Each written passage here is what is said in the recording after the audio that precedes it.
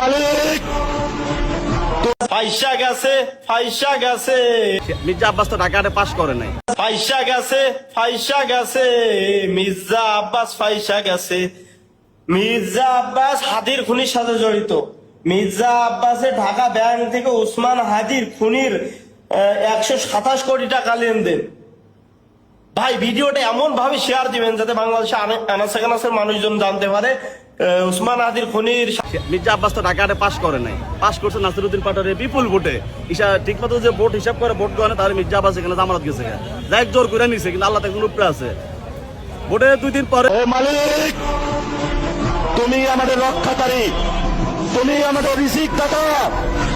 যারা বাংলাদেশের জনগণ 17 বছর অপেক্ষা করেছিল, আমাদের অধিকার ছিনিয়ে নিয়েছে, রক্তঘাতীর মাধ্যমে ভাইদেরকে হত্যা করেছে। আসল মালিক তোমার মালিকের বিচারে আমরা বিচার রেখে গেল।